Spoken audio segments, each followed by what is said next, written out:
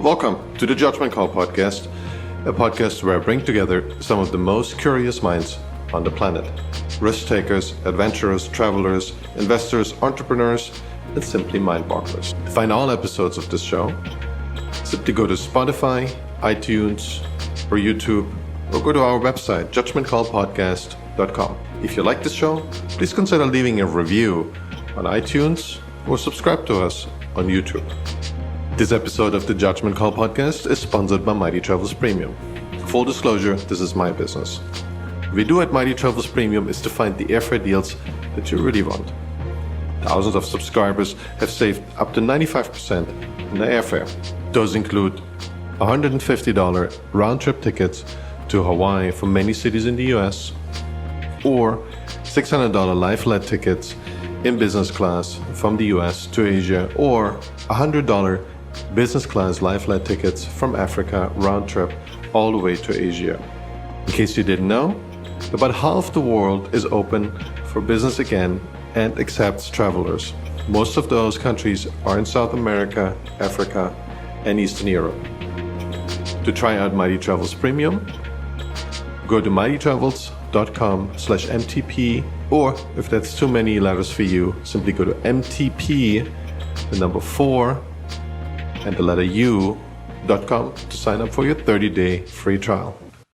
So Jim, I'm really excited to have you on the podcast. I've been reading about you before, and you have been one of the early internet pioneers. You were involved in the internet in the 80s and 90s, and you were really early to the game. You held considerable leadership positions in internet companies over the years, and then you went to start a think tank, and now you've started a podcast. How did this all happen? Well, there's a hell of a story. I actually got involved with what we now call the internet in 1980 when I went to work for a small company called The Source. It was literally the world's first online consumer online service. Started in 1979. And by 1981, we had much of what we have on the web today. We had email, we had chat, we had shopping, we had newswire, stock prices, even some rudimentary precursors to social media. But, it's a big but, it was text mode only. Typical price was about $8 to $10 an hour, and that would have been $1980, worth about $2.50 compared to current dollars. And it was very slow, 30 characters a second, 300 baud, as we would have said in those days. So it was kind of ludicrously low tech, and yet functionally it fit many of the ecological niches that the web does today. And that was literally the starting point. Soon thereafter, what's going on here? You kind of disappeared on me. Hang on, that's just a video. I'm back. Okay. All right, there we go. So I did that for a couple of years, and the company got acquired by a big, dumb American publishing company called the Reader's Digest, and they did not understand the business. They thought we were a publishing business and forced us to invest heavily in content, these big, dreary, businessy databases that nobody used and were very expensive and hard to put up with the technology today. And when my view was that and I presented this to the top management, that our product was actually connecting people. And if we looked at all the services that actually did good business and the people liked, they were email, chat, bulletin boards, the precursors to social media, something I invented called user publishing, which was a precursor to blogs, and in some ways to Medium and Substack. But anyway, I concluded these people don't know what the hell they're doing, so I quit. I went and started a company with a friend of mine to take what we had learned about how to build massive scale, relatively low cost online services and target them to higher dollar marketplaces, mostly Wall Street and corporate America. So I built a series of companies and a series of products that were quite successful in those categories. In 1986, we sold a bundle of companies to Thomson Corporation, and about 6 months later, I retired. Last about 2 days. I got talked into helping a friend of mine launch the cell phone industry, a company that's one of the companies that eventually got rolled up into T-Mobile. I never did join that as a full-time employee, but I was a consultant to them fairly regularly. It was a very interesting project. I did a couple other interesting small startups. And then I got retired again after I sold the last one of those. And then I got talked into doing a 2-day consulting assignment for what is today Thomson Reuters. A friend of mine was running a division there. And I ended up staying 6.5 years, becoming their first CTO and their internet strategy guy. That would have been 1992 to 1999. And it was a lot of fun because here I was kind of the lead technologist for this very large $8 billion diversified professional publishing company. And probably 80% of our revenue was from print or CD-ROMs. Might have been 90%, 1992.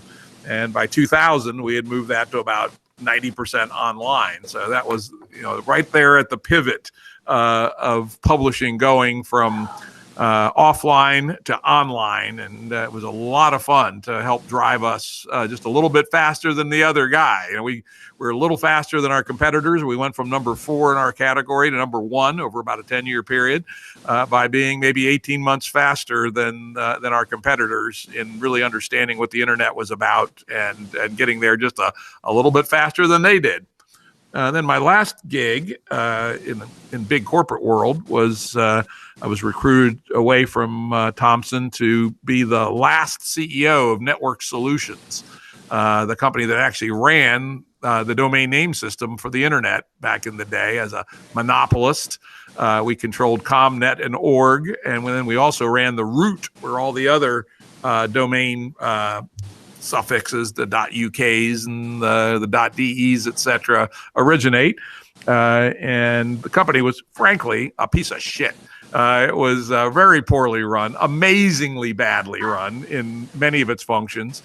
And people ask me, what the hell did you go there for? And I go, well, they have an amazing franchise, and it's frankly easier to fix things than it is to build things fresh. And it worked out well.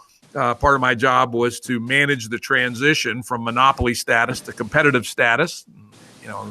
I was intimately involved in the negotiations that resulted in the creation of ICANN, which is a governance not-for-profit, which has control over the domain names and internet numbers and things of that sort. And we came up with a fairly business-friendly way of instantiating those. And then a year later, I sold the company and retired for good. And you started a think tank. I feel like you must have read Plato. I did not start the think tank, the Santa Fe Institute, which I've been associated with. People somehow think I was started that. I did not. It was started back in the 80s by 3 Nobel Prize winners, way above my pay grade. I read some fake news that even happens to me.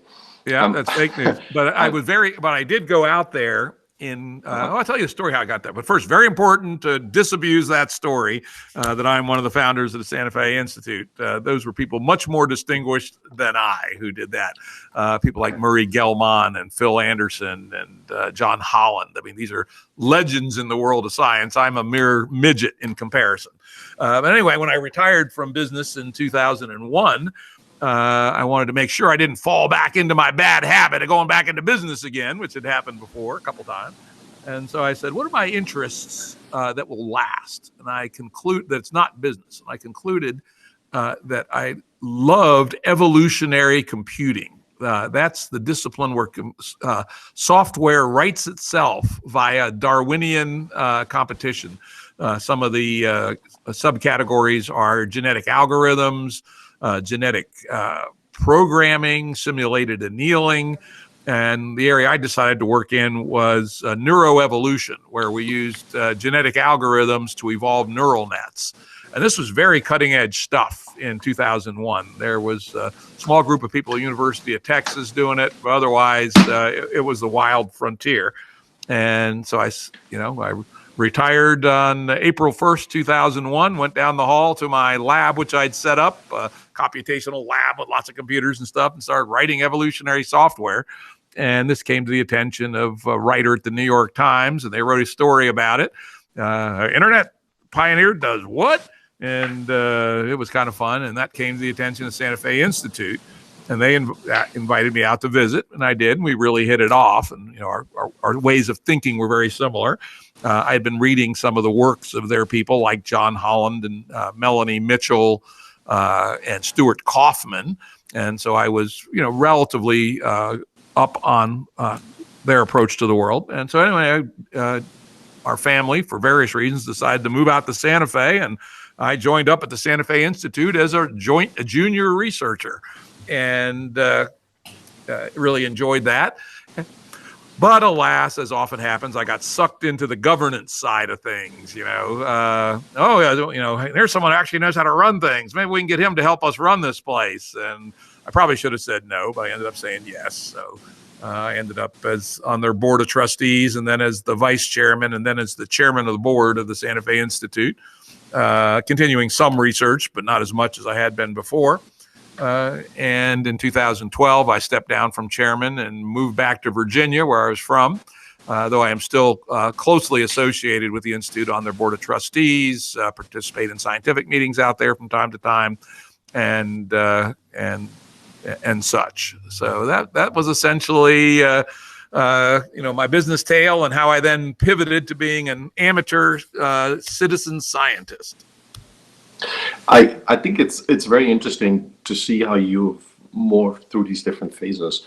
And when you read Plato's Republic, right, he prescribes different roles to people. There's a warrior role, there's the person who's in business, and the person who starts a family, and then there's the person, still the same person, but over a certain time frame. The role, once you have a certain set of experience, is to be the philosopher, is to be the teacher, to teach the young generation. Is that one of the goals you have in mind for the podcast that you started 2 years ago? Absolutely. Yeah. And in fact, I would say around 2012, I said, all right, I've done a lot of stuff. It's now time for me to be less a principle and more a catalyst for other people to take the world forward. And our GameB movement was certainly in that sense. And definitely my podcast. I have a podcast, The Jim Rutt Show, available on almost all known podcasting apps. Also available at jimruttshow.com, where we interview all kinds of interesting people about science, technology, radical social change, philosophy, you name it. And I definitely do that as a service to the community, to bring forth voices that I think would benefit from having more recognition. Yeah, I'm a big fan of your podcast. You have some really eclectic voices on there. I was just listening to your podcast with Alexander Bart, who I think has he's quite different than any other guest. He has this ability to see the world through a very different prism of reality, which I feel is relatively rare, because we are all, for some reason or another, are conditioned to believe and make sense of the concrete reality we live in, but we don't really look much beyond that. Maybe because it doesn't pay off. Maybe we don't want to run against certain barriers that we have with other people around us.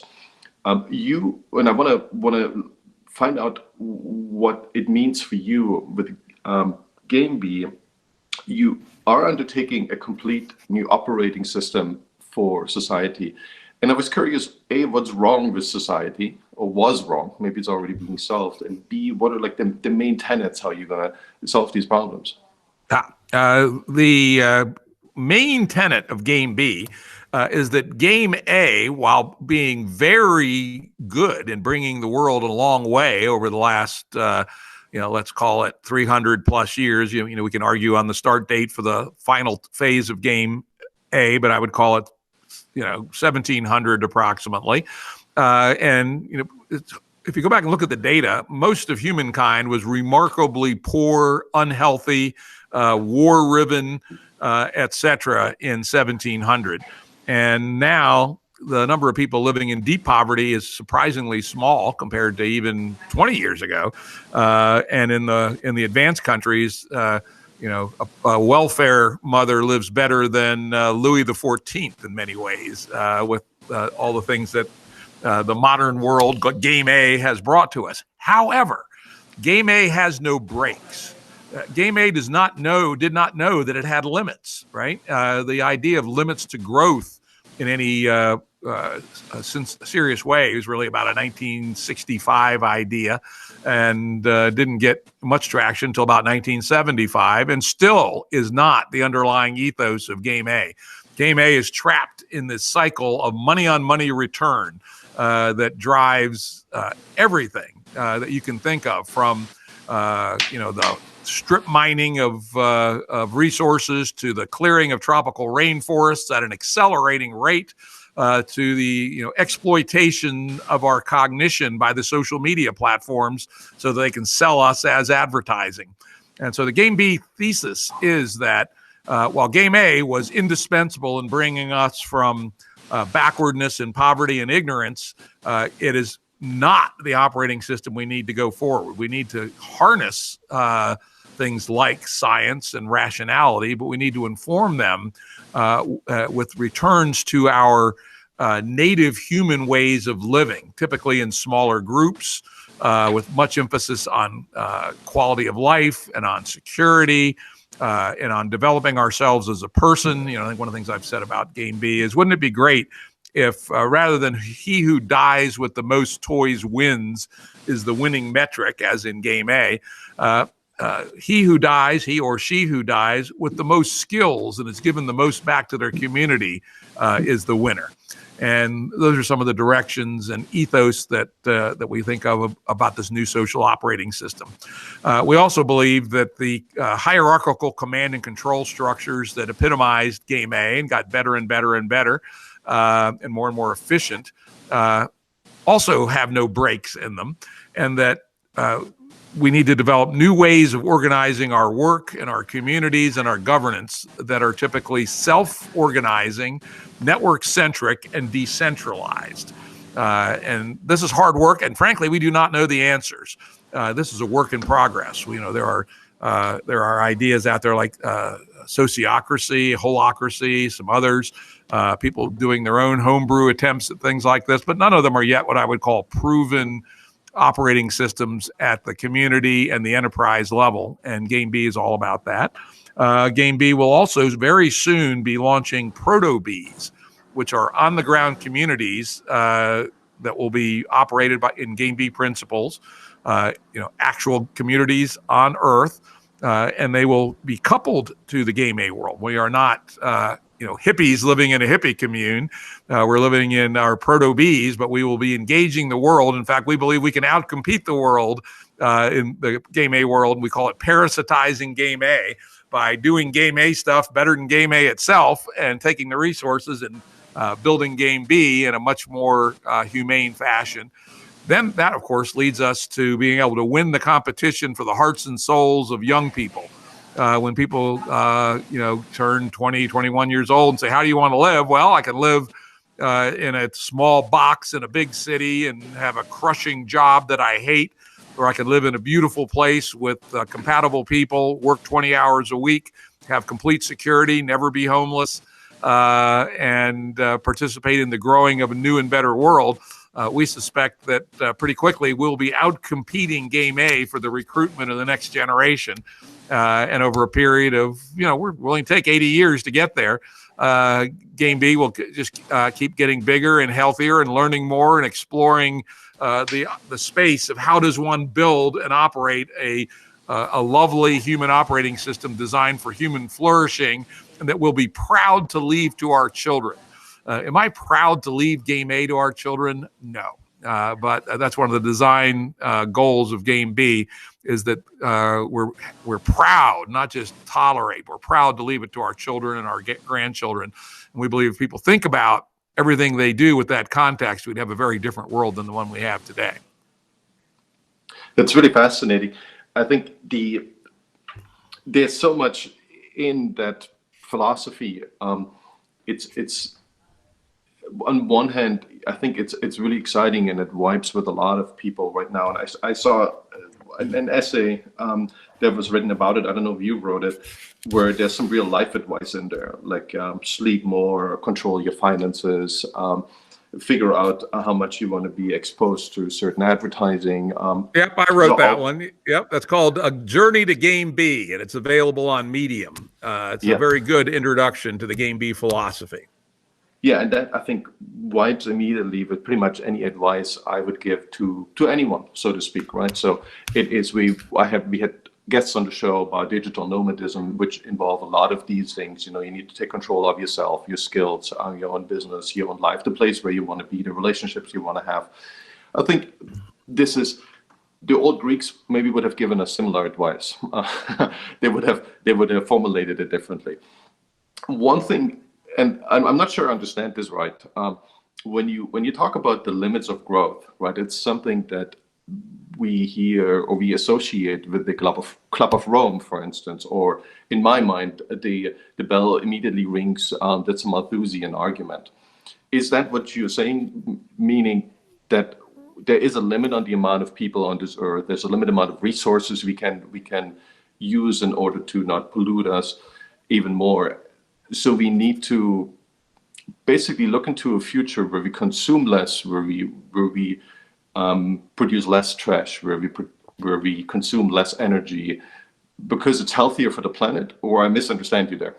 Yep, you're approximately right, though it's somewhat ironic. The first thing I ever wrote for publication was a partial refutation of the Club of Rome report, and this was in 1974. Their problem was they were thinking linearly. Everything they did was based on linear forecast. And in reality, the universe is nonlinear. And I also pointed out humans are adaptive. We will learn things. And, the Malthusian prognosticators of the 70s, the population bomb and things like that, turned out they were wrong because humans in part adapted. And we were able to do things like the Green Revolution and GMO agriculture and intensified our uses of fertilizer. However, that doesn't mean that they were wrong. It meant that they were wrong in the short term. And so the GameB perspective is that we want to use science and use technology and understand that the universe is nonlinear and that humans have ways of finding solutions to their problems. However, with the exponential continued acceleration of everything, we believe if we're not careful, we'll nonetheless overrun the limits of growth with things like obviously climate first. I think this was 1975. It wasn't even on the on the hit parade of possible ways. That I think it was called ozone layer at the time. Yeah, 10 years later. And that's something different, right? And much smaller and easier to fix. But at one far out limit, you have the problem of greenhouse gases. You have the problem of soil depletion around the world. You have the problem of financial instability. I mean, even that alone could get us. Look at the debt we've built up since the pandemic. How are we going to manage that? It's a very interesting question. Now, that's a less severe problem in some ways than climate change. I can give you a formula for how to manage a transition away from our current debt-ridden money supply. But all those are potential collapse points for GameA. And so our view is that GameA has reached its limits in many dimensions, and not just one or two. And it's hard to say which of those will bring it down. But we're pretty convinced that if there isn't serious, very serious reform, more than just tinkering, GameA will be reaching at least one of its limits by the end of the 21st century. And we need to build GameB, and maybe a lot earlier than that. We need to build GameB as a place the society goes to. And part of that is finding a lighter way to live on the earth. Those people who look really carefully at so-called ecosystem services have calculated that unless there's some new magic technology, which there might be in the future, and we do keep that in mind, the West needs to reduce its consumption of Earth resources by about 80%. That sounds, oh my God, 80%. That still makes us richer than most people on Earth, right, today. And GameB will be, in part at least, about designing wonderful ways to live that are smaller scale. Do we really need, 300 square meter houses? No, we don't, right? This is an anomaly in history that, two adults and one child have a 300 meter, 3,000 square foot house. Unnecessary, and indeed probably healthful in terms of our real human beings. We'd be much better off in a much smaller house. Call it let's try to do my metric math here, 10 square meter house, right? In a village with our neighbors nearby, and shared infrastructure, shared vehicles, a local farm on the property where we can grow our food, built-in childcare, so that we have people in the community whose job it is, compensated by the community, to take care of kids when they need care. And the same's true for education. So we think that we can actually build a better subjective way of life at a much lower impact on our ecosystem resources. Now, over time, as our technology continues to advance, we'll have more ecosystem resources and more capabilities. For instance, we get to fusion energy, or we really do solve electrical storage for batteries, et cetera. We may be able to ramp up the amount of electricity and power that we use in our society, and we intend to do so. We're not, what would be the word, ascetics, not necessarily ascetics for the sake of being ascetic, but rather for that it's in congruence with the limits that are actually out there in the world, and it is congruent with a better way of living. So I think I want just to add nuance. Yes, we accept the idea of limits to growth, at least in the short term, but we're nuanced about it, and we believe we can do so in a way that will actually produce a better way of life, not a worse way of life. And that's the problem with so many degrowthers. They make everybody think they need to be hippies living in a mud hut or something. That's not at all the case. Yeah, some of what you just said, unfortunately, reminds me of my past. I grew up in Eastern Germany, and there's always, I think, a big appeal in asceticism with the intelligentsia. It is something that the old Greeks found of interest, and I think with the very educated monks, in the Middle Ages, they were all about being closer to God and giving up material possessions because it is the better route for them. Nobody forced them, right? So it is something that is very popular, and I think that we feel in ourselves is something where we can maybe live a better life. Very few people actually go to extremes with it, like live on a column, right? So just never move and stand on one leg for the next 20 years. Some people did that. Yep. And so that's one side of it, and the other side of that is, it's somehow, in my experience, it never really scaled. So when I think of Eastern Germany, it was very ascetic, right? We had one kind of bread, we had one kind of car, and none of them were great, but they all worked to some extent, right? The car drove you, but it was terrible. You had one kind of bread, you had one kind of meat. You didn't starve to death, but it was gray. There was no choice. There was no enjoyment. Unless you went to the library and read books, the ones that were available, you could enjoy them, right? So it was all like a forced monastery. And what I felt is, it's not something that 90% of the population is interested in. 90% of the population is interested in a relatively narrow defined game, as you say, GameA, right? A place where they can build a better future, where there's lots of opportunity, where they see there is probably a better future for themselves and also for their children, that isn't defined by the big idea of what's correct, what is the correct usage. It's kind of like Adam Smith's invisible hand, but it drives 90% of the people because they don't want to go to the library, right? They want to buy a boat, they want to buy a bigger car, they want to buy a bigger house. They know it's not necessary, but they still enjoy it. And what I always feel is the 90% of the population, and there might be a different ratio over time, whatever solution we come up with, and I agree with most of the criticism you've got, and some of the solutions also, whatever we want to design, we need to design for in a way that the 90% of this world buys into it voluntarily, right? Because if it's not voluntarily, then the productivity goes down even further. So that would be my question: A, how you would envision this, and B, why do you think human ingenuity has helped us with these crazy innovations, with the way we've already changed productivity over the decades and over the centuries? Why do you think we can't solve the issues that we now have at hand, like climate change or pollution? Why does human ingenuity stop now? Why it's worked so far, but now it stops, and now we need to change the paradigm slightly? Yep, good questions. It's interesting you used you're from East Germany. We often use the example of how the Eastern Bloc fell by seduction, right? It was actually quite amazing in the history of the world that this very powerful, scary, totalitarian system collapsed because the people realized it wasn't delivering the goods and that there was a much better way of life just across the line. And for the Germans, it was most dramatic, right? They were right on the line. They could look over watch TV, listen to the radio. And it was perfect A/B sampling, so to speak. Exactly. And the West, GameA, was way better than GameC, communism, right? And they were seduced away.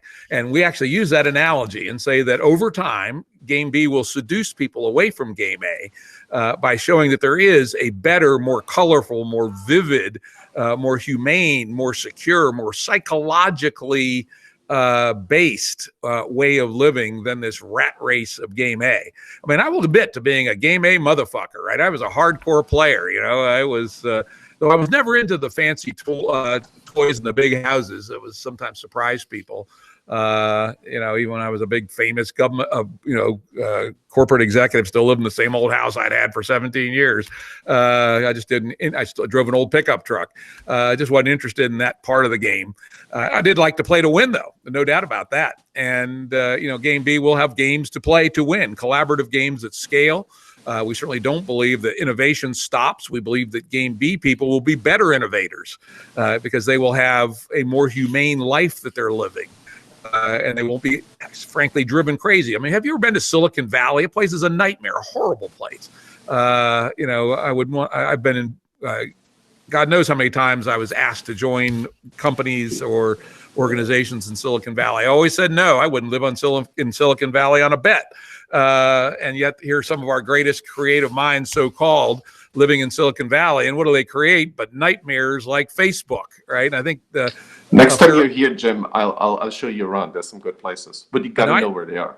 I've spent a lot of time in Silicon Valley, and I probably know them, but nonetheless, it is not a humane place to live. It's a horror show, actually, and at least that's our view. And that when people do see that you can still compete in innovation, in scholarship, and research, and have a wonderful, supportive community of good values, clean air, clean water, local food, etc., they're going to look back at GameA just like the East Germans did. Except for some of the old folks who I think supposedly have nostalgia for the old ways, and say, "What in the world were we doing?" And I think that if we do our job in GameB, 60 years from now, people will be looking back and say, "Can you believe we were working 60 hours a week and commuting an hour each way, and so that we could live in a box out in Livingston, and what the hell? That was nuts." And that's our view. And now, to your point, that a lot of people are going to find that not an obvious transition at first. That's okay. We'll take the first 10%. We're still talking to the 2%. We're great believers in the Jeff Moore crossing the chasm curves on how adoption happens. First there's a 2% of innovators who are willing to try something new and think it through and see if it works for them. And then there's the early adopters, the first 12% after that or thereabouts. And we're not even close to getting to that stage. If we can get the early adopters to start to love GameB and start to move over, we'll get to 15%. And 15% is a known tipping point. If you have a social change undergoing, and particularly if the 15% are the thought leaders, the people other people look to for social signaling on how to live, then you're actually already at a point where the transition is within sight of occurring. And then just gradually starting adding more people, and then we think that over time, eventually the world transitions to a GameB world. And that's assuming no crisis. Now, the other side of it, and that's what we call the long road to GameB. And then the journey to GameB, I explicitly caveat that this is the long road to GameB, and this is where GameA does not just collapse somewhere along the line. The other alternative is that GameB is moving along and has, a few million adherents here scattered around the world, and GameA starts going into cardiac arrest around a financial crisis, maybe an epistemic crisis. It may be social media is literally driving our country insane. All our country's insane. Could be war, could be plague, could be famine, could be the beginnings of climate change impact. Hard to say what it might be. Then we believe that there's an opportunity for GameB to step forward and say, here, we have a template. We've been working on it for 15 years. It works. It scales. There are 5 million people living it. And we invite other people to take our publicly available templates and go to it, folks. So that's the short road to GameB, and either one's possible. A lot of people, when including me, are really looking at the last 50 years with a kind of a sad eye, and that might speak to your theory.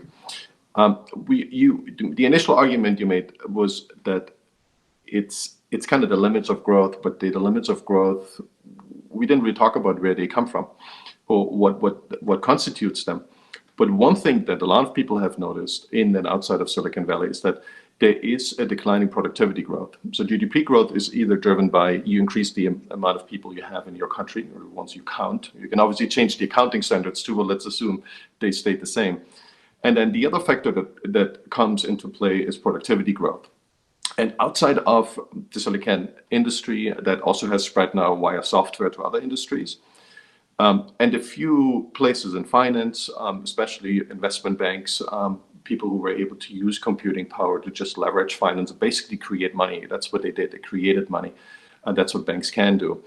And then there is the curious case of China. But outside of this is a lot of industries that look today exactly like in the 70s or 80s. Airplanes are the same. The cars are very much the same. Again, it depends on the abstraction level a little bit. And there's more cars, certainly, and there's a electronic display, but they do the same thing. They don't go supersonic, and they don't fly around. And we have the building industry, for instance, that looks like 100 years ago. So all they've changed is that they have an iPad where they look at their plan, but they literally have still a guy working there doing the actual work. Nothing has changed in 200 years, probably looks like the Bronze Age in many areas. So they are ripe for disruption, and they are massive parts of the economy. They're probably 50, 60, 70% of the economy, healthcare too. But they seem to have been able to resist that change for good for them, right? Because the jobs didn't change, and people were still in the same jobs as they were 30, 40 years ago. But the economy has lost out on that. Why do you think that is? And would GameB change that? One, I'm not 100% sure that that's true. I know Elon Musk likes to talk about it. Where are my flying cars? All I got's 140 characters, I think was his quote. Yeah, Peter Thiel said it eventually first, but it's a theme now. Yeah. And in reality, there's lots of improvement in all kinds of fields, right? Agriculture has continued to increase its productivity by 3x since I was a kid. I mean, that's a lot in an area where you're manipulating atoms. Chemistry has improved at least 3x on average. The energy inputs, the raw material inputs, et cetera. Cars are in the process of making a big transition. It so appears. If I look out 15 years from now, transportation as a service may well replace the privately owned vehicle. That will be quite remarkable phase transition in personal transportation. And on the other hand, it's a mature industry and I still use this as an example about how amazing GameA is. Look for what you can buy for $25,000. I remember when my daughter bought her first car when she graduated from college. She paid $25,000 for a fairly neat little car. It was all-wheel drive, had a turbocharger, had an air conditioner, had a really good sound system. And I stopped and thought about it. $25,000 is about 6 months' work for a skilled workman. Could a workman in 6 months, how much of this car could they build by themselves? And I said, maybe one seat, right? Could build one car seat in 6 months, even with a very nice shop. And so somehow the aggregated learnings of the previous 100 years had produced this amazing artifact for the equivalent of 6 months' wages of a upper working class person. And that is indeed truly remarkable. And of course, is a stopper for alternatives because you have to compete with this accumulated productivity learning curve if you're going to displace it.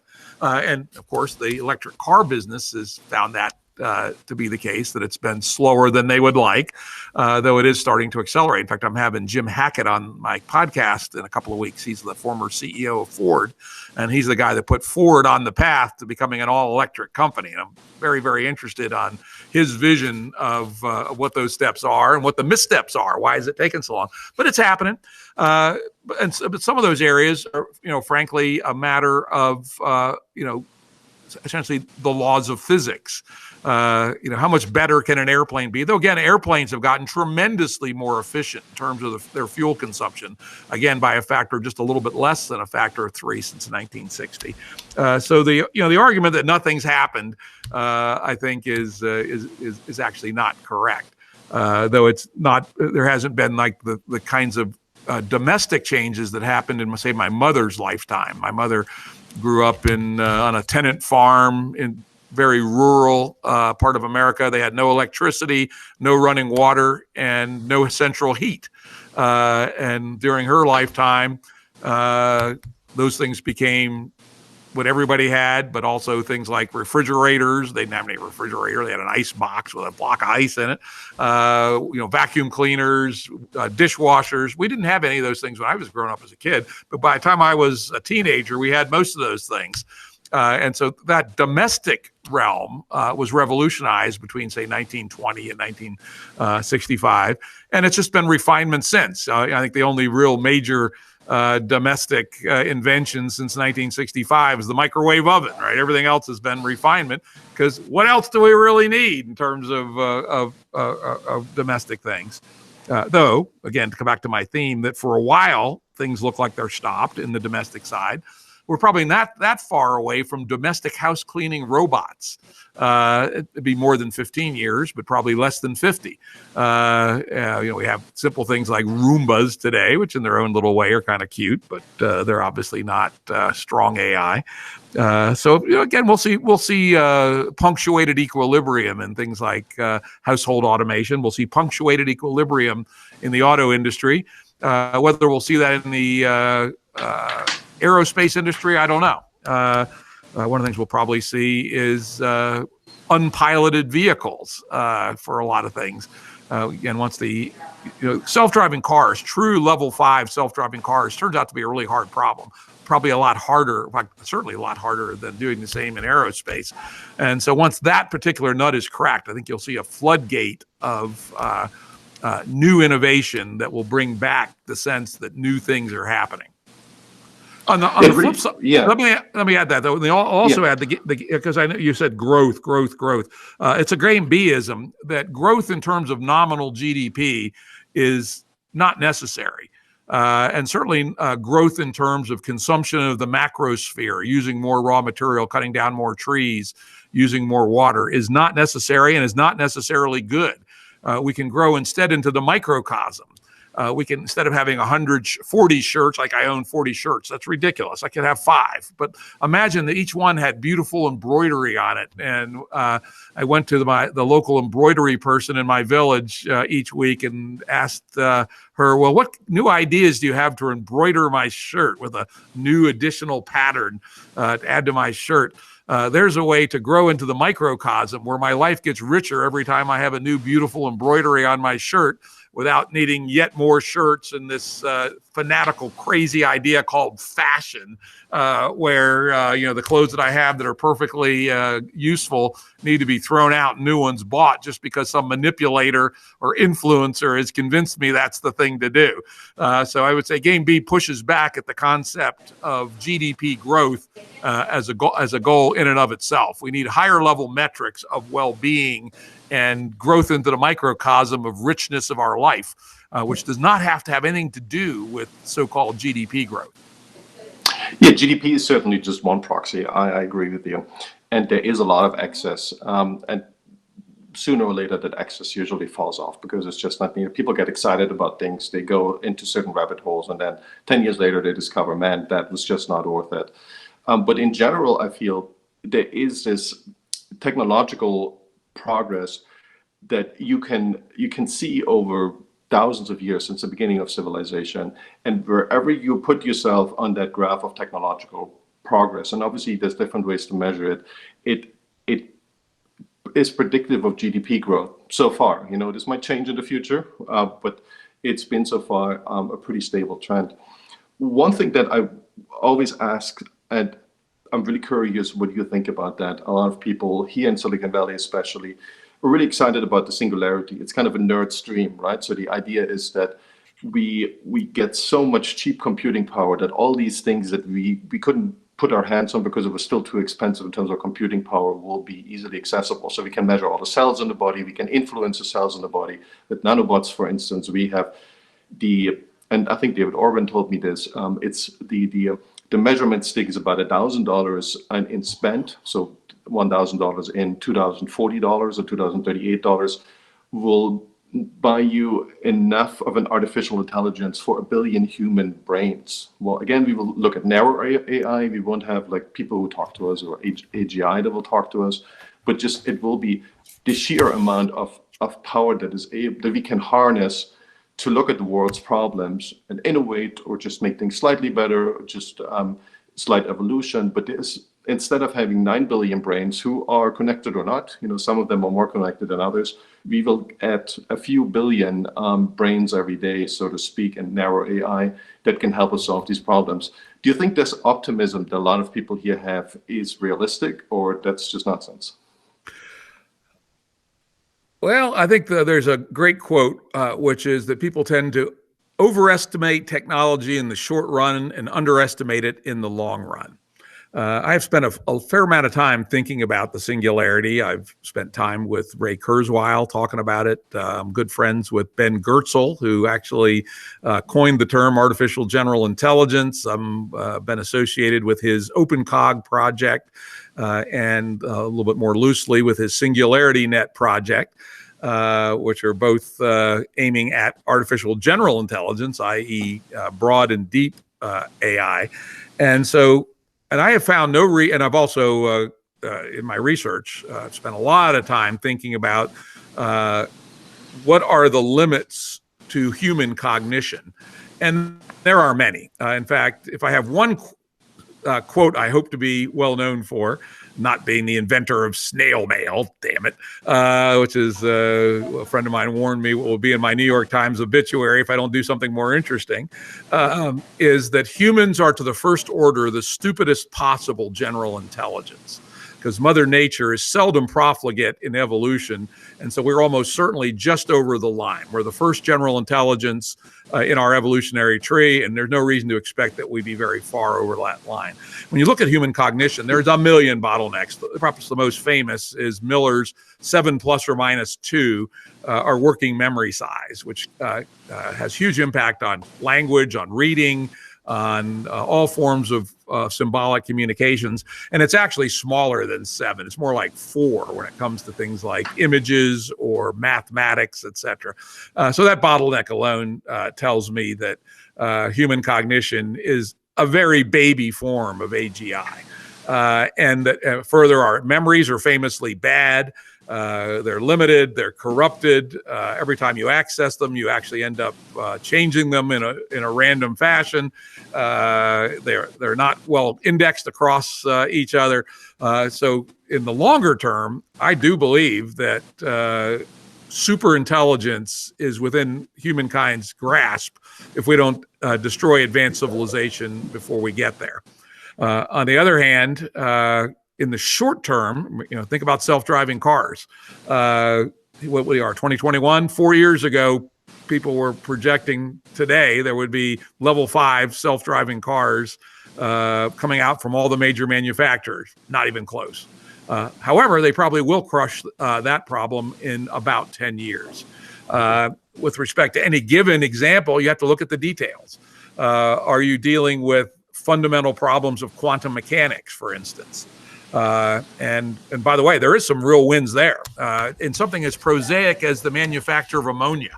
The only reason that humanity has 8 billion people today and not 2 billion, which is about the carrying capacity of the earth without artificial fertilizers, because of the Haber-Bosch process and its descendants, where we take nitrogen from the air and turn it into ammonia and then make it into fertilizer. Turns out that's a $60 billion a year business even today, just the manufacture of the ammonia, the first big energy-intensive step.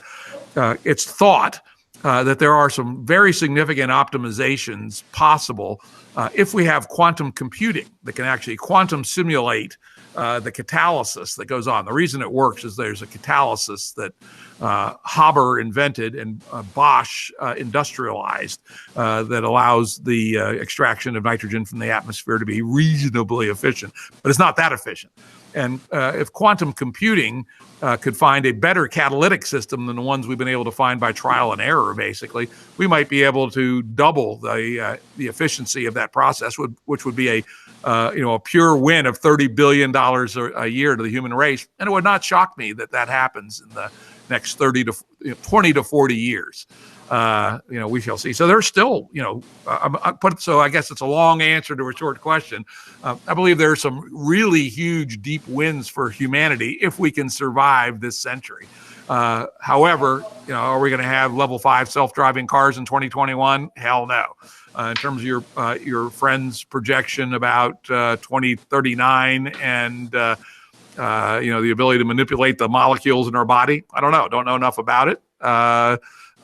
Something like that will probably happen someday, for sure in 10,000 years, probably in 100, but in 20, I don't know. We'll see. Yeah, I'm hugely optimistic. There is so much potential to not just change, and I think in GDP terms, it doesn't have to mean that we are very pollutant in that way, and that we really just see our GDP grow 100 times, 1,000 times. And when you look at the energy that's necessary to just go to the outside of our own solar system, we need to have a lot of clean energy. There's just no other way around it, right? It's either fission or it is some other form of nuclear energy, most likely, that we have kind of mastered, but we kind of haven't really scaled it up. And if we still have that dream in our minds that we are going to the stars, that we are going to Mars, that we are going to the moon, that we're going to Saturn, we need to solve those problems, right? But I'm extremely optimistic and that will happen relatively quickly in the next 15, 20, 30, 40, 50 years. That is an amazing scaling up of GDP where seemingly we will see the biggest growth in economies that are the richest now. So we are used to these high GDP numbers. If you use this proxy, and I understand there's troubles with this proxy, we will probably see 10, 20, 30, 40, 50% GDP growth rates per year in the developed countries, because AI can just simulate these problems and can solve them in a relatively short amount of time with little energy required. That's at least the science fiction behind it, right? So there's a lot of steps in the meantime that might go wrong. And obviously we don't want to choke ourselves to death before we get there. But what role do you feel in all of this innovation and the way we've developed over the last 10, 15,000 years?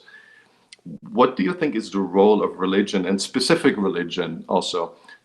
What do you think? What role has it played, and what role is left for religion? Do we still need it? Well, my personal view, and this is certainly a minority view in the GameB world, is that we don't need religion anymore, and that we went through the Enlightenment, and I call that childhood's end, and we no longer need to be superstitious or believe in magic. And so I push back against religion, at least any religion that includes anything that smells of magic. On the other hand, every cultural anthropologist I've ever talked to, I will, every time I run into one, I ask them this question. The culture you study, either an existing culture or an archaeological culture, what are the chances that a smart-ass 17-year-old, and I'm thinking about myself here, would have gone to the village elders and say, instead of always doing this rain dance and all the expense and distraction around it, why don't we do an experiment? Let's do the rain dance in this village and not do it in that village, and let's measure the rain for 5 years and see if the rain dance had any impact on rain. And the answer from now about 40 different cultural anthropologists and archaeologists is that literally would have been unthinkable in any pre-modern society. It's just that we did not have the epistemic framework to understand that we can actually assess reality with a relatively high level of fidelity through something called science. And now that we have gone through that, the Enlightenment was it, right? Literally ended 200,000 years of darkness. They call it the Enlightenment. That we no longer need magical thinking to move humanity forward. But the warning sign is that every culture has had this, and we are now 250 years past the Enlightenment, and large parts of our world are still plagued with atavistic religions, and so there must be something deep in the human genome that resonates with these particular hacks, and there must be bugs in our cognition that makes us susceptible to these hacks. And so that's my take on religion. And then what do we do about it is there's some folks affiliated, I would say adjacent to GameB, people like John Vervaeke, one of the GameB founders, Jordan Hall, have been working on a concept called the religion that's not a religion, which is to craft something that has functional attributes of a set of tools that make life simpler to navigate, that have the aspect of myth and narrative and a lens that takes complexity and reduces its dimensionality very substantially, provides ethical frameworks, etc., but does not include any magical thinking in it. And whether they can do that or not, I don't know. But that would be the direction I would hope that what comes next after religion is what happens. Yeah, that's a very interesting perspective, and I think it's one that has gained a lot of following over the years, the last couple of years especially. What I think is important to consider, and I think your colleagues might be after this, if you don't, there's still a lot of things we can't explain. Lots of things we don't know how they work. Or we can either say, well, we just don't know, or we can give them this idea that there is a benevolent being out there, like a God, right? We can kind of talk ourselves into this illusion. And you say, well, why would I do this? Why would I mislead myself? Why would I mislead my community? And I think the answer is that if you build this religious framework, it creates this enormous reduction in anxiety that people have. And instead of having this cold, dark space out there, you have a benevolent God who looks after you. Now, this might be an illusion, but once you start believing into this, you create faith. And what faith is, and we see this especially with Christianity, it's this, I look at the world way more positive than I should. I'm actually not as realistic as I am. And you think, oh, why would I do this? You kind of paint your life more pink in a way that's misleading first to yourself, and you will not be able to make the right decisions. But what happens in this complex system called a society is if we go to someone and are positive, are bringing up an attitude, a friendly attitude with the Christian love, right? Then the other person is much more inclined to engage in a useful conversation with us. So what that does, it makes it much easier to share knowledge, to have a common trust, to gain productivity, because we can all specialize more, because we trust more people.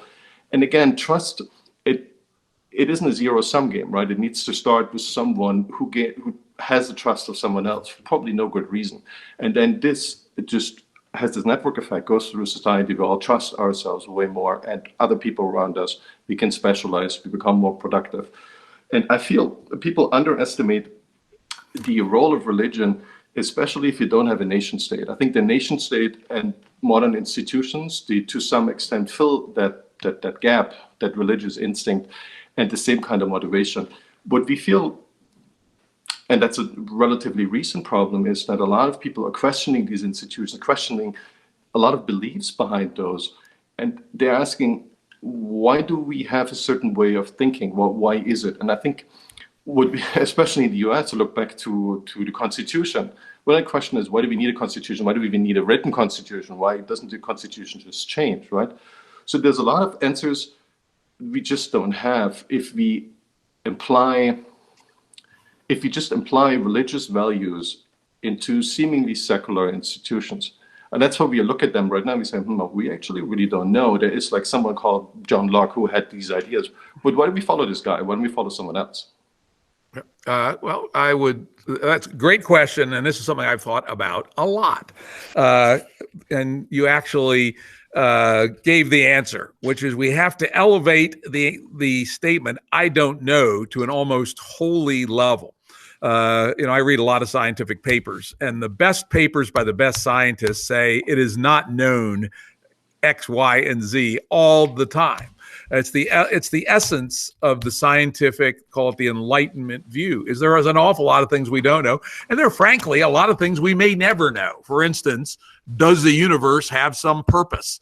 I just find it astounding that people who invent these religions invent purposes for the universe. I mean, why would you think that today our tiny little selves on our tiny little planet in this small solar system, in this vast galaxy of 100 billion galaxies, would have the standing to assess what is the purpose of the universe, right? I go, Well, Karl Marx said, religion is the opium for the masses. But I think it's the coffee for the masses. It gives you the ability to think better and to look into the future in a much more positive light than you otherwise would. Well, I think there's some empirical evidence that would dispute that. Probably the least religious countries in the world are the Northern European countries. You can basically Scandinavia plus the Netherlands and the UK. The Danish typically rank number one on human happiness. The Swedes are right up there, and they also rank the highest on disbelief in religion. I think they're very religious countries from the outside. If you go there, there's churches everywhere. It's kind of like Germany. There's churches everywhere, but people say I'm not religious. And I'm like, but everything in your country, everything that you on a daily basis interact with is basically Christian and Christian institutions. And they look at me and say, no, that's the secular part. But I'm like, you can't separate this. You can't just pretend you're not religious, but you live in a deeply religious state. It's kind of like saying, you live in a very Muslim country. You don't take the inspiration from the Quran, but from a book that is exact copy of the Quran, but has a different title. And you say, well, no, it's not religious. It's the state document, whatever you want to call it. That's just, I don't think it's right. And if you look at a lot of modern innovative countries, Israel, the US, they're quite religious. Though Israel is less religious than you'd think. The majority of people in Israel are non-believers. And the U.S. is the fastest growing religious group is the non-believers. It's still a minority, but it's the fastest growing. I would dispute that, actually. Yes, Scandinavia and Germany, et cetera, are full of churches, but guess what? They're all empty, right? Nobody goes to them. And yes, we all had to come from somewhere. And Christianity was actually useful in being a precursor to the Enlightenment, in that, in particular, it highlighted human autonomy and human kind of deep equality, at least in the eyes of God, which allowed further thinkers like Thomas Jefferson to say, we are just all equal, period, right? We don't need the hand of God to tell us so, though he may have used some mildly religious language to say so. He was not a believer in Christianity, and in his letters, he's very clear about that. So I think it is an error to attribute the fact that the most advanced countries on earth have had religious backgrounds to say that they are now religious. We all have whatever background we came from. Our societies were built from our paths, and some of that had some religious content in it, but we've repurposed it. And I think that is my takeaway, that we are sovereign. Humans are now sovereign upon the earth, and it's our duty to create a social operating system that works for us, the humans, and not to take the shortcut and say, oh yeah, Santa Claus makes children good, therefore we must tell people Santa Claus is real. That's the exact equivalent of saying, all right, saying the white guy in the sky is looking out for us will make people better. So therefore we should tell everybody the white guy and the white bearded guy in the sky exists. I just find it something we need to grow our way out of, and the most advanced countries are doing so. Did you tell your grandchildren or your children about Santa Claus? I did, How long and did they believe in it until until they grew about out of it? age 7 or so. Though I did get my daughter good when she was just starting to be questioned. This was when a second phone line was unusual. I happened to have one for my computer, and so I called our home number from my basement office and put a deep, big, oh, I'd like to talk to my daughter, and I chatted with You're her with guilty in perpetuating that myth. yeah, so I was guilty. I added 1 year to her belief, just because I liked it as a cultural thing. Not that I was a believer in either Santa Claus or Christianity. And so I think we can take the good things from Christianity and Judaism and Islam and Hinduism and Buddhism, and we are in control. We are the first general intelligence. It's our job to formulate a social operating system that works for us as Homo sapiens. And I think we should not take the coward's way out and appeal to the guy with the white beard in the sky and put the words in his mouth that we. But Jim, we're still doing this. We just have a different mental picture of that thing. Like I'd say it's AI or it's the singularity. For you, it's the way to live in harmony with nature, with Gaia, right? So these things don't really. We can say, oh well, religion isn't good, but we behave in the same way. It might not be, and we probably 100% agree on what happened to organized religion, especially to Catholicism. But I think this religious instinct is still there, and I think we have to respond to it, and I think we all do, right? So we have to come up. Maybe it's just a vision of the future, but I agree with you. We got to stay flexible on it. What I'm after is kind of this meta religion. What is the excerpt and what is kind of the best thing that we learn out of each individual religion? How do we combine it and how do we make it sexy? Because if we don't sell it, then nobody cares about that. But I think this was the great thing about Christianity is took something that was really heavy but working well and made it sexy and packaged it. It's kind of like what America does to, or Silicon Valley does to a lot of tech, right? People come here to raise money, they commercialize it, steal someone else's technology or thought process, and then they get all rich. Oh, yeah, by the way, I'm going to tell you an interesting story, which I don't know if it's true or not, but I like it, which is why is the United States the most religious of all advanced countries? And it's because it's the one that had no state religion. In the places that have state religion got lazy and not very good at selling the sex, shall we say. United States, all the religions were always in ferocious competition, and they had to make themselves sexier and more efficacious if they were going to compete in the marketplace for souls. And so the U.S. is actually the beneficiary, if you want to call it that. I'd say the victim of very virulent religions that have been tuned by competition in ways that the religions in most parts of the world have not been. Yeah, I mean, I think we can agree 100% on this. Wherever you introduce competition in a marketplace and you use regulation, as long as you don't start killing people, the results are usually very nice. And it's funny that it even applies to religion. We have such a good example for that. I want to talk about a different aspect about Silicon Valley, and it's something that I personally found really strange to witness over the last couple of years, 2, 3, 4 years. There is a lot of talk about what the role social media plays and how well it works, not just as a platform, but as a way to accentuate certain opinions. And these opinions seem to be pretty binary. So that might be the AI that does that, or it might be because people have gotten so polarized. I'm not sure what the actual reason is, and maybe you know more. And the other question that really vexes me is what happened to all these Silicon Valley CEOs that started out of don't be evil, of democratizing the access to knowledge, of trying to create something positive, kind of like the Berkeley style of the internet.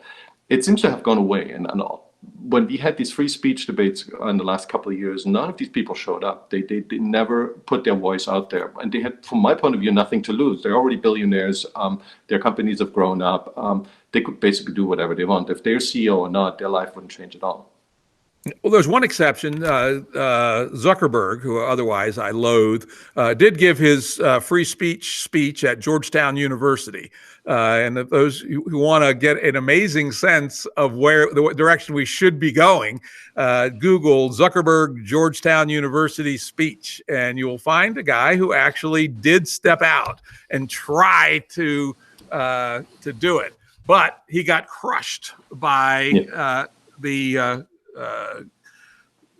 this wave that is building, that the time has come to suppress speech and to mold the discourse, and all the Silicon Valley oligarchs, I call the peculiar oligarchs, have knuckled under to this and are now rapidly attempting to distort discourse in an extraordinarily bad fashion. And Facebook is amongst the worst now, even though Zuck himself knows it's wrong. They are succumbing to what I call the woke disease, essentially, the mind virus that has penetrated 15% or so of Americans. And unfortunately, 15% of Americans that are exceptionally concentrated in areas of influence in media, academia, and corporate America. And this has resulted in something that those of us who have been doing the online world since the beginning find incredibly wrong-headed. In fact, I personally was a victim of Facebook's banning technology. It was an error, I presume. The three admins of the GameB group were all simultaneously banned, and this is with the death penalty ban, the one that's not appealable, non-reversible, etc. And fortunately, we have lots of friends, and quickly there was literally 6 million people on Twitter calling for us to be reinstated. We knew people at Facebook. They looked into it. Within 10 hours, it was reversed. I believe it was an artifact of Facebook's campaign against QAnon. Even though GameB and QAnon have absolutely nothing in common. In fact, they're the exact opposite from an epistemic perspective. The fact that we're both exploring ideas, we use our own languages, etc., probably triggered some deep learning algorithm that said, these people are like QAnon, even though the semantics are entirely different. It's important to remember that these deep learning AIs have no semantics at all. They're essentially statistical pattern matchers, and that's all they are. And for Facebook to have let loose hunter-killer AIs with death penalty power on sloppy algorithms tuned on QAnon is criminal negligence, in my opinion. And this must stop. It's the interesting thing is how biased they are. They go after QAnon, but they don't go after, say the people who are claiming that Trump was in conspiracy with the Russians, which was not true. The Mueller report demonstrated pretty conclusively that while Trump may be a vile piece of shit, which he is in my opinion, he did not conspire with the Russians. And those who continue to maintain that he did are just as guilty of conspiracy theory thinking as the QAnons. Is Facebook going after them? No, it's not. And that's because the motivation for censorship is not an objective attempt to clean up the epistemic commons. It's a point of view perspective being waged by the wokies. Yeah, there is. I think we fought these battles over the last couple of years, and I think the only way out of this is once that people realize they're being manipulated every day by the way the feed works and what stories are presented to them. And I think this message has made it to most people finally. It took quite some time, but it's something that I think all of us didn't know 2 or 3 years about, or we didn't care about it.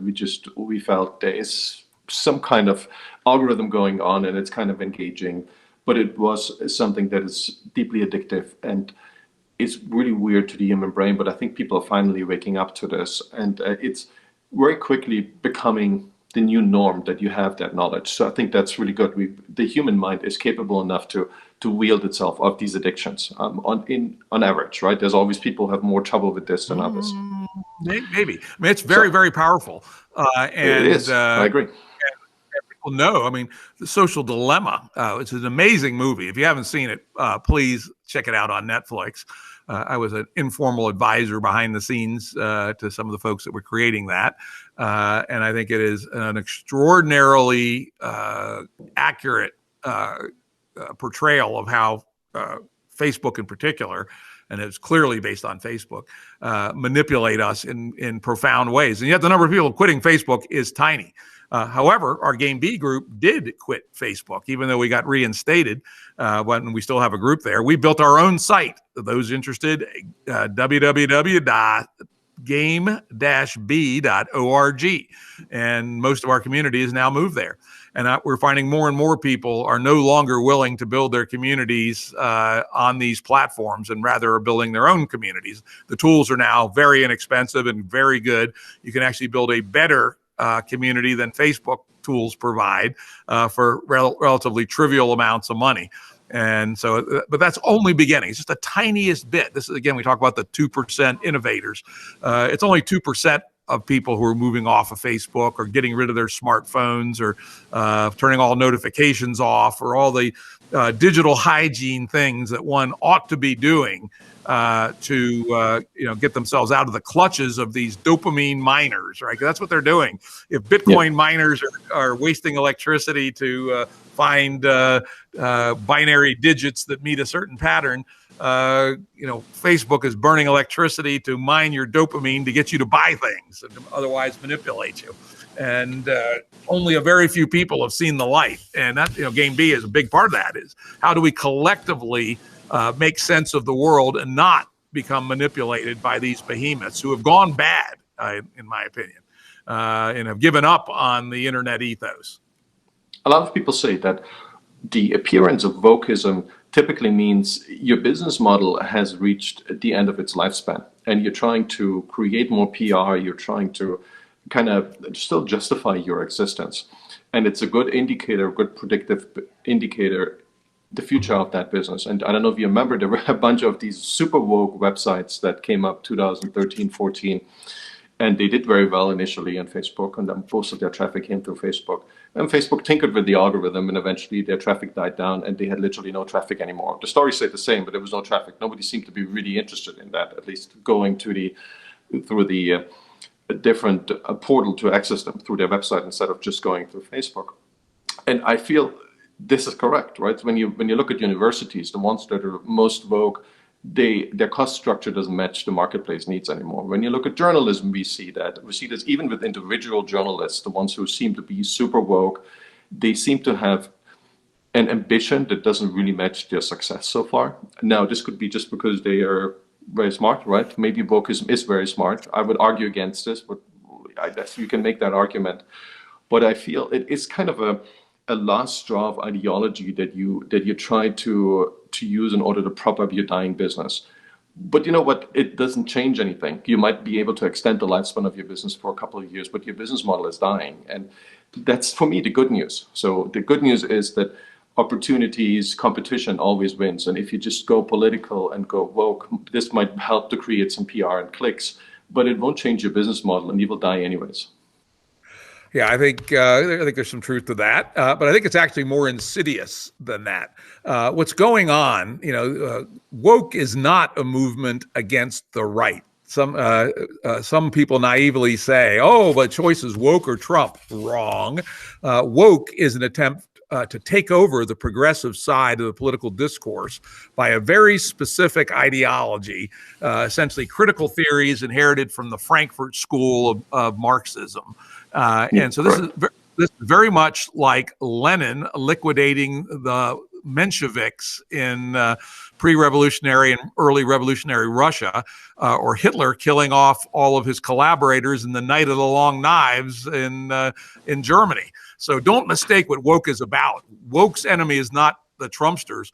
Woke's enemy is people who believe in the Enlightenment, who believe in universal liberal humanism as the right to equality for all, the Martin Luther King style of civil rights in the U.S. context, the things that abolished slavery, gave us women the right to vote, feminism, the Civil Rights Acts of 64, 65, and 68, and have been working consistently to bring the vision of all people are created equal to reality. That is not what the wokies are about. They're using that as a cover story instead to seize the progressive movement for what's inherently a perverse bad and eventually totalitarian vision. And the fact that people like the Silicon Valley peculiar oligarchs have fallen for this shows me how little aware they are of what's really going on. And they are fearful because many of their employees have been converted to wokeism. It's a very effective meme virus, mimetic mind virus, that for certain people, particularly those who went to school at elite universities where the disease is most progressed, have had it subtly injected into their brain. And it's really, really scary. And it's something we all have to now, those of us who continue to resist, have to fight back. Or the progressive cause will be taken over by these people. And at least in the United States, that's going to mean the victory of hardcore conservatism. Because wokeism is not going to win in the United States at the national level. And if progressivism gets tarred with the brush of wokeism, you can kiss it goodbye. And that's the fight we have to fight. A lot of people attribute that particular kind of wokeism to postmodernism and to Derrida and Foucault. And I actually picked up a couple of their books because I was curious. And I couldn't see much of that in there. They were kind of questioning what we talked about earlier, these assumptions that come from a much earlier age that are still in our culture, and we are not really talking about that. And that's how I perceive them both. That's how they talk about Hegel or Kant and Schopenhauer. And they're trying to find out, why do we have these assumptions and why do we think differently? But and I think you attributed to the Frankfurt School, and it's something that didn't get a lot of. It didn't really get very far in Western Europe. There was a following, but it never really took off. Why do you think it took 80, 90 years, and why did it take off in the US? Why is it suddenly so popular? Is this something we don't see? Is there a pattern? Is it just people are not happy with the current state of affairs? There's not enough opportunities, but it has generated quite a bit of a following out of nowhere, I feel, the last 10 years. Yeah, it's actually not out of nowhere. It's been gradually happening. It's not particularly well known, except for those who went to an elite university. But the humanities departments in particular, and the social science departments, a little bit less so, but not much less so, were essentially taken over by Marxists in the 60s and 70s. And they consolidated that position in the 80s. What happened? Marxism failed, right? And the straight up economic Marxism failed. And so those people were wide open. And of course, some of the later developers of the postmodernist theories, of which woke is kind of a lumpen, flattened version, were also kind of disillusioned Marxists. And needed something new to take the place of their religion when the God was proven to be false. And so this what people call cultural Marxism or neo-Marxism had a ready audience in American humanities departments and social science departments. And so beginning in the 80s, it started to penetrate there. And then when Marxism as a going concern fell in 1990 and 1991, that was perfectly fertile field for those people to adopt it. And then it's just grown since then. And so it is not like it's a magic infection that suddenly started 10 years ago. This goes back 30 years at least. And it was the infiltration of the humanities and social science departments by Marxists that was the fertile ground for Frankfurt School to essentially blossom in when actual Marxism failed. But why do you think it gained so many followers? I mean, I understand it's much older. I'm with you, but why does it keep getting so many followers? And now you say they're in more influential positions, so we see a stronger effect than actually the numbers would suggest. But what I still can't answer for myself is, and I've been thinking about that, why in a country that still has the most opportunities, we definitely have, from my point of view, we have a dearth of opportunities over the last 20, 30 years, especially past the 90s. But we still have more for young people compared to pretty much anywhere else on the planet. Why is it still so appealing to people? Is it because they grew up with this kind of victim role? Is it because we have kind of coddled our children too much. I think those things all play into it from my point of view. But I think if you give a young adult a great opportunity, as an entrepreneur, as someone who's changing the world through philosophy, changing the world through a computer program, changing the world through a healthcare innovation, isn't that always more appealing to people? Now, you would think, but notice where I mentioned where they came from. They come from humanities departments and social science departments. Yeah. Those Not a lot aren't of people. entrepreneurs there. Yeah, exactly. Further, and this is, I don't have proof. If anyone has proof, please forward it to me. But anecdotally, based on the people that I know who are infected with the woke mind virus, most of them came from upper middle class backgrounds. Not from working class or lower middle class backgrounds.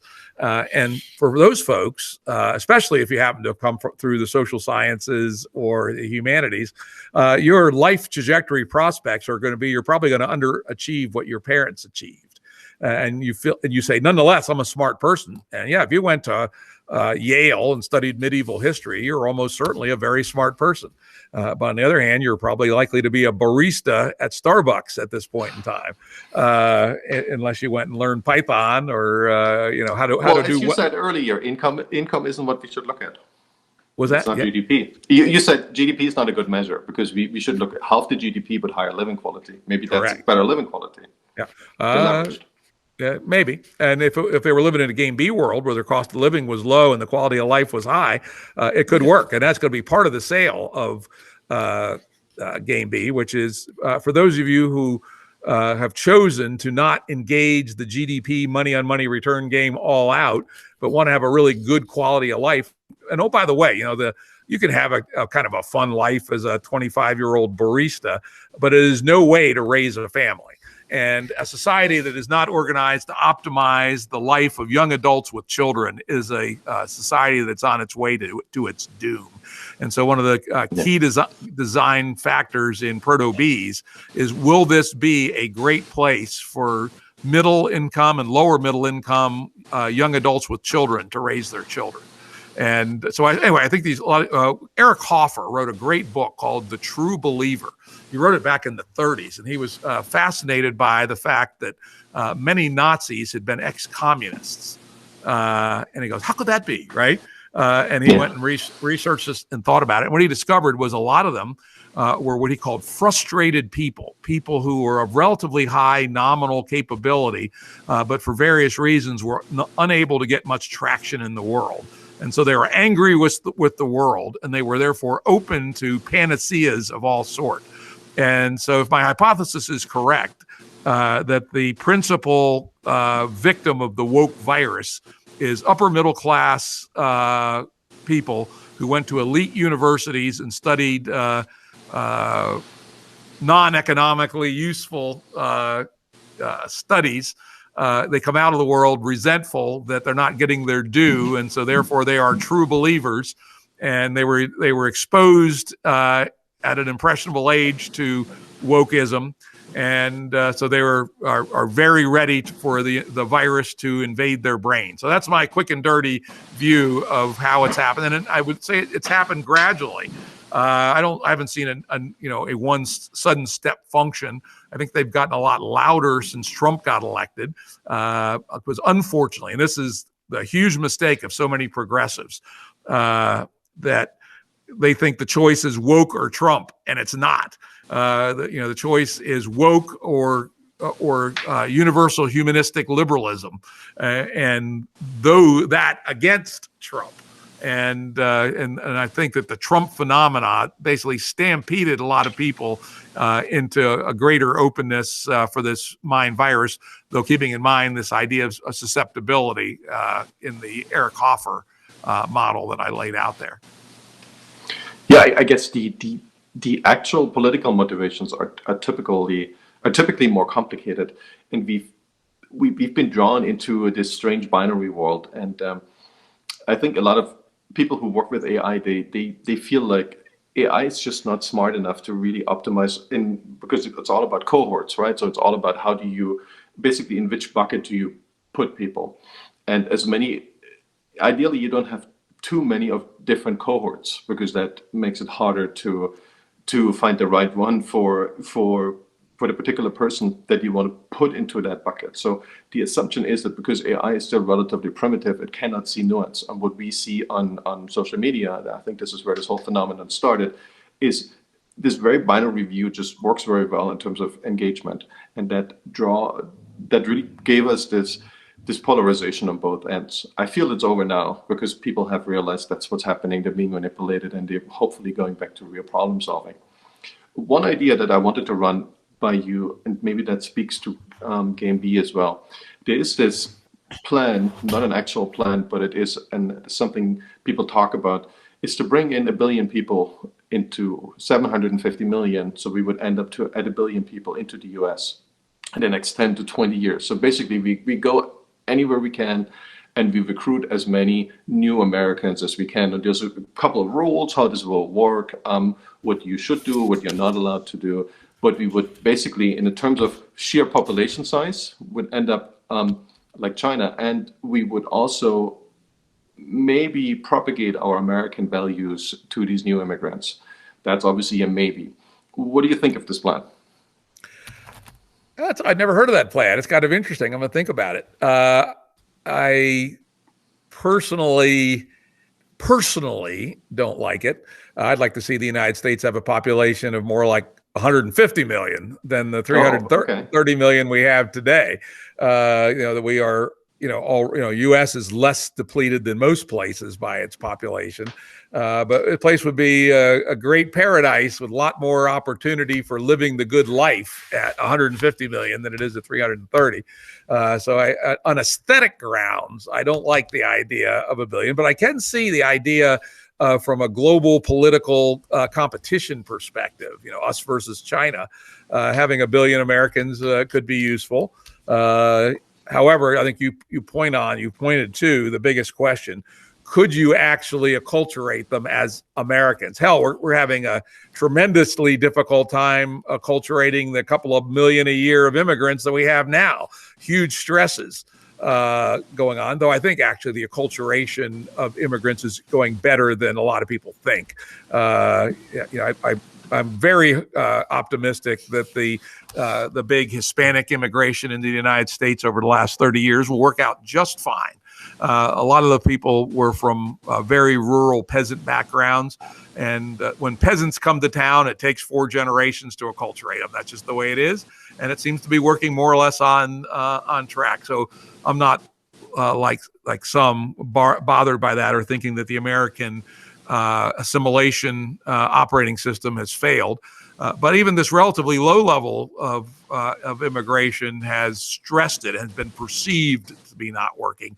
If you increase that to, by a factor of 10, I don't know. That would be one of several questions I'd ask. I really like that plan instinctively, but I haven't thought it through in all its elements, obviously, because we already work on this theory to make the world very American, right? We as Americans, we still have that idea, and that would be my next question, that America is something special. We've inherited a system that, for better or worse, worked pretty well. We have very high GDP that we arrived at. Again, GDP, maybe not a good measurement for you, but we have great living standards. We have an ideology that we present to the rest of the world that seems to be, as content from Hollywood, seems to be something a lot of people want in other countries. So it sells pretty well. We've been very adept at selling this cultural way of life, GameA, as you would call it.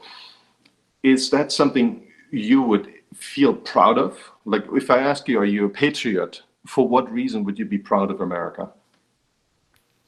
Yes, I am a patriot. And I believe that in GameA terms, America was the best thing that happened to the human race. We are the ones who took the Enlightenment seriously. We actually built the first government for and by the people. We banned religion from the government. We had no established church. And on the other hand, we were guilty of some horrible sins along the way. Building slavery into the Constitution was not a good thing to have done. Obviously we had to displace the Indians. On the other hand, that's what was done in those days. All societies were a test of strength between civilizations. And so within the rules of, 1650, while horrible as it is, it was within the socially accepted laws of nations at that time. But all that said, there's some negative history. But I am an American patriot and believe that GameA would have been a shitload worse without America. And so I hope that America will take the lead or be amongst the leaders of making it to GameB. And I will say that one of the things I love about our GameB movement, we're able to actually see where people are coming from who've joined our websites, and half are outside the U.S. So it's not a U.S. only thing by any means. There are people from all over the world, a huge number, probably bigger per capita than the U.S., from Australia, Canada, Germany, Sweden, UK, for a substantial number from India, but from all kinds of strange places. So it's a worldwide idea, but I wouldn't be surprised if America takes the leading role in it. Along that line, I had a very interesting thought the other day, which is, as we have looked at how the COVID thing has gone, it's kind of highlighted to my mind the strengths and the weaknesses of the Anglo-Saxon approach versus the European continental approach. England and the U.S. were sloppy and chaotic in the early stages, didn't do as good of getting people to engage in social distancing and wearing masks, etc. On the other hand, where'd all the vaccines come from, and who's doing a great job in rolling the vaccines out? Good old Anglo-Saxon states plus Israel, right? And so I think it's exemplified both the weaknesses and the strengths of the American, or broader the Anglo-Saxon way of life. We're sloppy, but we're innovative, and give us enough time, we'll produce a really powerful punch and knock you on your ass. Just ask Hitler, ask Tojo, right? Took us a while to spin up, but once we spin up, we whip their ass. And so I still believe America has some of that. Less of it every day, unfortunately.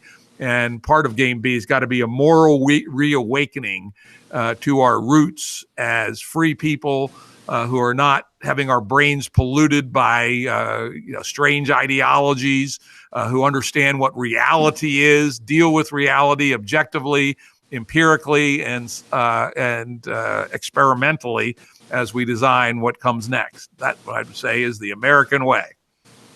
I'm glad to hear that. I had Yanir Baryam on and Simon Anholt, and I think they want the right thing. They're both really distinguished professionals in their places, but I think they are erring on the side of what you just said about COVID. Is basically we let competition go, right? So we had states and countries, they all chose their own way. Some of them did it better, and the US usually gets it wrong, and then we get it right. That seems to be our MO, whatever we do, and that seems to be working for us in the end. I think what a lot of thinkers are erring, well, maybe they're not erring, but they're pushing for is more collaboration, right? It's more of a, not necessarily like a global superpower, or not the US as a superpower, but like a UN body, but something more informal that basically does collaborative work. So there's this really interesting theory with COVID. The idea is if we all stay home, literally everyone on the planet stays home, we bunker up food, and then we stay home for 6 weeks, then COVID must be gone, because it will be gone, right? Because nobody can get infected anymore. Yep, that would work. If we had the ability to do that, and the Chinese were not far from that, right? The Chinese, we would all have to do it, right? We would all be sealed into our homes, get enough food, get some preparation time, and then we would come out and COVID would be history, or pretty much any other disease that has similar statistics. So that's one thing. Obviously, climate change, a lot of people have the same impression about climate changes.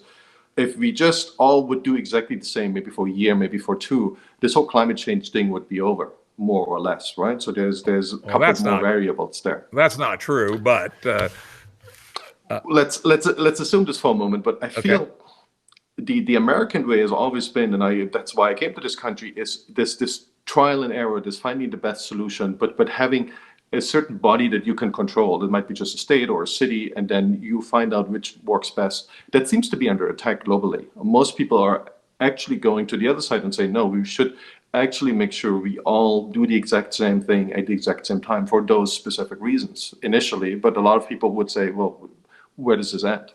Yeah, that's a very interesting and difficult question. I would say our GameB answer is what's called subsidiarity. And this is something we borrowed from the Catholic Church. And the idea of subsidiarity is that every issue should be dealt with at the lowest possible level that is appropriate for the solution of that problem. I would say that our decision making is way too centralized in the world today, and I know it annoys my friends, and some of them in the UK at least. If I'd been living in the UK, I would have voted for Brexit. That the dead hand of bureaucracy, stupid, slow decision making, process bound, far away from what the people really want is not the right way to go. And I would say the United States also has too much centralized and too much at the state level. Much more should be pushed down to the community in question. However, notice the second part of the definition of subsidiarity, which is at the level appropriate for its solution. Something like climate change is the exemplar. We have to solve it together. And so that means that we need to find some way to have governance, if not government, at the global level. And I think there's some very clever emergent ways to do that. I had a guy on my podcast recently, John Bunzel, and his SIMPOL, SIMPOL, solution of how we can maintain, and another one, Anatol Levin, was also on my podcast, who talks about how we can solve climate change while retaining the nation state and having no global government. Because my view on global government is I'm happy to have global government once we have 5 globes, but not before, because I'm afraid that we fall into a bad attractor in one of them. How the hell we're going to get out? We don't have the advantage of West Germany being the example to East Germany and what's wrong with Marxist-Leninism. So I believe that there are indeed a small number of global issues. And let's take the pandemic. The COVID pandemic was interesting. If we'd done absolutely nothing about it, humanity would have gotten along just fine. More people would have died, but it would not have destroyed advanced civilization anywhere. It would have been a kick in the ass, but that's about all it was. However, there are epidemics that could be civilization threatening. For instance, smallpox. Most people in the West and rapidly in the rest of the world are losing their vaccination immunity to smallpox. The Russians created a vast amount of weaponized smallpox as a potential biological warfare agent. How much of that was saved and continues to be nurtured, we don't know.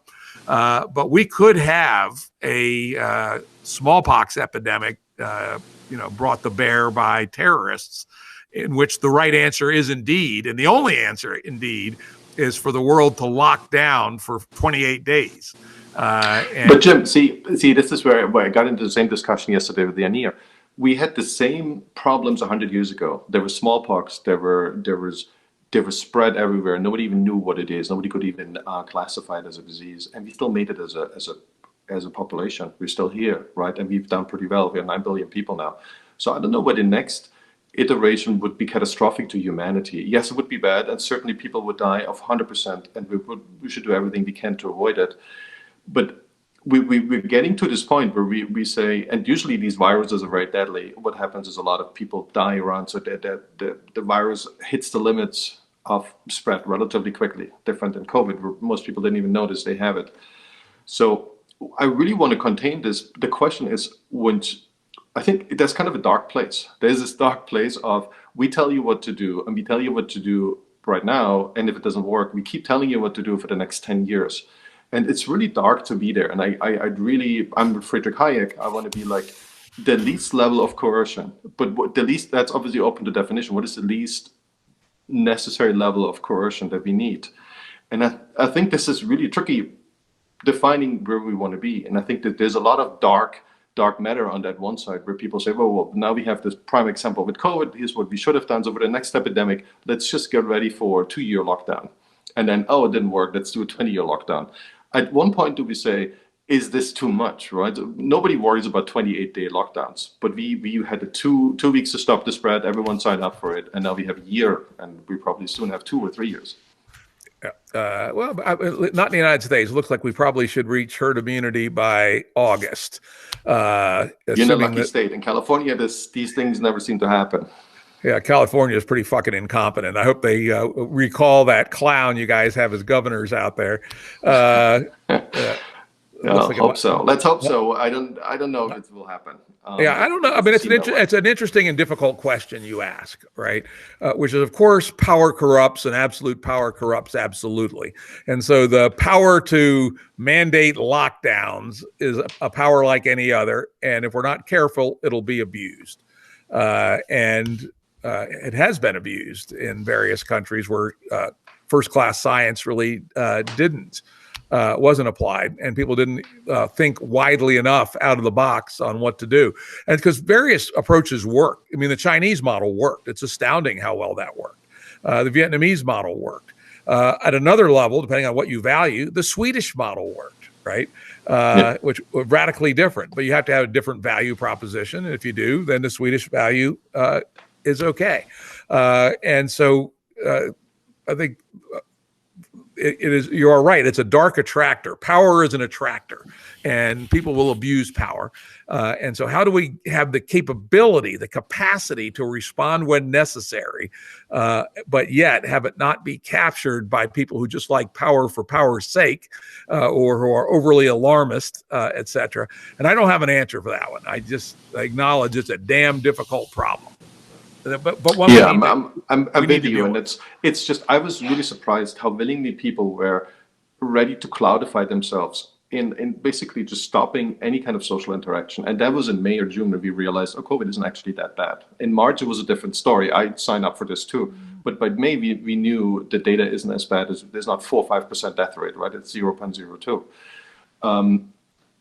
And that really surprised me. And that shook my foundation a little bit, because people we still hear, in San Francisco, they're all 100% on the line of Gavin Newsom. They think this is real. They don't think twice about that. They don't want to hear any statistics. That's not even a debate.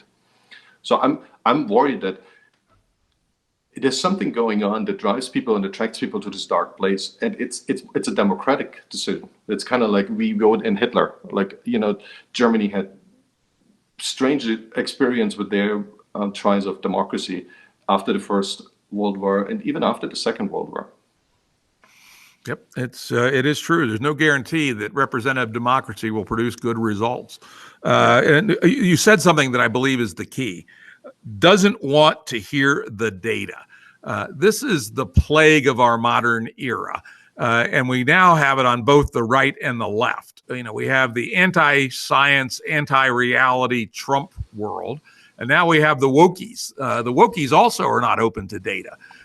You can show them the data that shows that there is no excess number of black males being killed by the police. It's almost exactly maps to the rate of crime, differential rate of crime committed by blacks and whites. Almost exactly. It's amazing. But you point that out to a wokie, and they'll come up with a million reasons why blah, blah, blah, blah. They're not willing to look at data. And so now we have two wings of our society that are living in a non-reality based world. And that's exceedingly dangerous, particularly when we're talking about, power to order everybody to stay home for X weeks. And God damn, if I wish I knew the answer to get people to move back to the Enlightenment view, to empiricism, to data-driven, to science-oriented decision-making. And, again, that's all in the GameB ethos, is that we got to be better at collective sense making than we are. There's literally an epidemic of nonsense in our society. Now, it used to be just on the right. Now it's the right and the left. And this is terrible. Well, we definitely have our work cut out for us, Jim, and hopefully we find a solution over the next couple of years. Thanks a lot for coming on the podcast. It was fantastic. Tremendously enjoyed it. Learned a lot. Yeah, I really enjoyed it too. You asked some great questions, some ones that caused me to think, and threw out some ideas I'd never heard. Like, I'm going to really chew on this America with 1 billion people in it idea. Yeah, maybe you'll find you'll like it too. It sounds great. My initial reaction was very negative, but I can see the attraction. But I'll if you can send me a pointer or two to anybody who's talking about that, I'd love it. And might even invite him on my podcast to talk about it. I think Matthew Iglesias was one of the people talking about that. Actually, I subscribe to his Substack. I'll have to take a look. Alrighty, it's been good. Jim, thanks for doing this. Thanks for taking the time. Alrighty. Hope we get to talk soon.